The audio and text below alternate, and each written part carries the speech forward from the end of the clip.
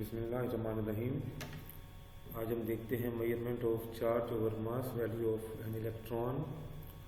तो charge over mass value जो है इलेक्ट्रॉन की, उसको मालूम किया जे थॉमसन ने 1897 में।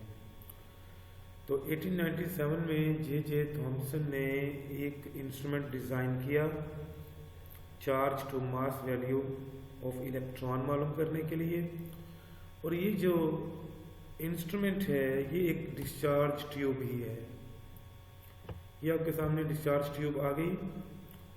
ये बिल्कुल वैसी डिस्चार्ज ट्यूब है जो आपने कैथोड रेस की प्रॉपर्टीज में कैथोड रेस की चार्ज्ड नेचर को स्टडी करते वक्त देखी थी। ये आप देख सकते हैं, इसमें कैथोड है, इसमें एनोड है। जब बैटरी से इसको कनेक्ट करेंगे तो कैथोड रेस प्रोड्यूस होंगी और ये पीछे फ्लोरेसेंट स्क्रीन है। जो भी चीज़ यहाँ से स्ट्राइक करेगी एक स्पॉट प्रोड्यूस होगा, या दूसरे लफ्ज़ों में आप ये कह लीजिए कि कैथोड रेस कहाँ से स्ट्राइक करेंगी हमें फ्लोरेसेंट स्क्रीन से पता लगेगा, क्योंकि वहाँ पर एक स्पॉट, एक ल्यूमिनस स्पॉट प्रोड्यूस हो जाएगा। और यहाँ पर इलेक्ट्रिक फील्ड भी अप्लाई की गई है और मैग्नेटिक फील्ड भी अप्लाई की गई है।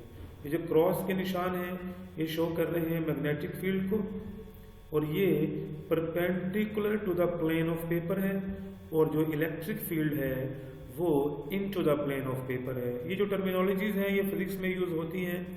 मतलब आपके पास पेपर है, प्लेन पेपर है, तो जो पैरेलल फील्ड होगी वो इनटू द प्लेन होगी, और जो उसके 90 के एंगल में हो वो उसके परपेंडिकुलर हो जाएगी। तो मतलब आप सिंपल ये समझ लीजिए कि इलेक्ट्रिक और मैग्नेटिक फील्ड एक दूसरे के परपेंडिकुलरली अप्लाई की गई हैं इस डिस्चार्ज ट्यूब एक्सपेरिमेंट में। तो एक्सपेरिमेंट क्या था जे थॉमसन का? उसने कैथोड रेस को पास किया इलेक्ट्रिक और मैग्नेटिक फील्ड से। तो इससे पहले कि वो मैग्नेटिक फील्ड्स को और मैग्नेटिक और इलेक्ट्रिक फील्ड्स को अप्लाई करता, उसने कैथोड रेस को गुजरने दिया इन फील्ड्स की गैर मौजूदगी में। मतलब कोई फील्ड उसने अप्लाई नहीं की, उसने कैथोड रेस को वैसे ही पास होने दिया। तो उसने देखा कि वो बिल्कुल स्ट्रेट लाइन में जाके स्ट्राइक करती हैं और फ्लोरेसेंट स्क्रीन पर एक लुमिनस स्पॉट पैदा होता है जिसको उसने P1 का नाम दे दिया। तो ये बिल्कुल स्ट्रेट लाइन में जा रही है। तो ये बात फिर वेरीफाई कर रही है कि cathode rays travel in a straight line. लेकिन जब उसने मैग्नेटिक फील्ड को ऑन किया तो ये आप देख सकते हैं फिगर में ये लिखा होगा deflection due to magnetic field. तो मतलब ये डाउनवर्ड डिफ्लेक्ट हो गई और इन्होंने एक ल्यूमिनस स्पॉट प्रोड्यूस किया पॉइंट P3 पर। इसका मतलब कि ये मैग्नेटिक फील्ड के ज़रिए असर डाउनवर्ड डायरेक्शन में बेंड हो रही हैं।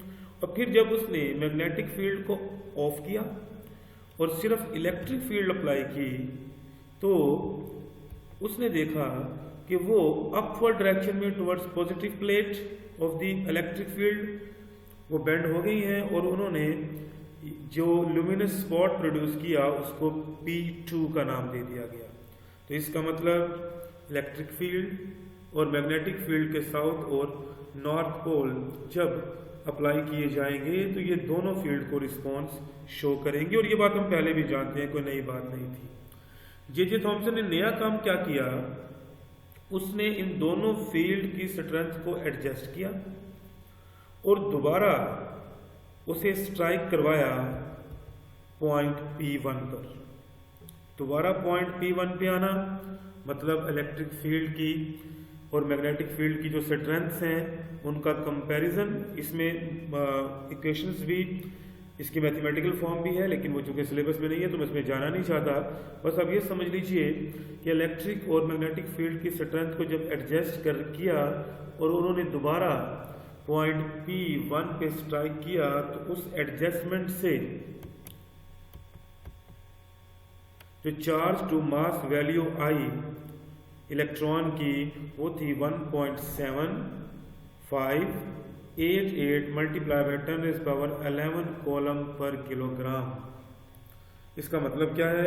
इसका मतलब यह है कि अगर आपके पास 1 किलोग्राम इलेक्ट्रॉन्स हों तो उन पर 1.75 10⁻11 कॉलम चार्ज मौजूद होगा, यानी इतनी आपको इलेक्ट्रिक फील्ड देनी पड़ेगी 1 किलोग्राम इलेक्ट्रॉन को डिफ्लेक्ट करने के लिए। तो ये प्यारे बच्चों आपने टेक्स्ट बुक से इसकी थ्योरी को देख लेना है। तो लेकिन बातें मेन यही हैं जो मैंने कर दी हैं, इन्हीं बातों को आपने फोकस करना है। और ये जो है पिछला जो आपका पेपर हुआ है एनुअल 2018 में, उसमें ये लॉन्ग क्वेश्चन था, तो ये लॉन्ग क्वेश्चन भी आ सकता है, तो सिर्फ डायग्राम शॉर्ट क्वेश्चन में भी आ सकती है, तो इसको तवज्जो से देखिएगा। तो जो आपका टेस्ट है चैप्टर 5 का पहला टेस्ट वो यहाँ तक ही होगा, स्टार्ट से सब एटॉमिक पार्टिकल से measurement of charge over mass value तक। Thank you so much.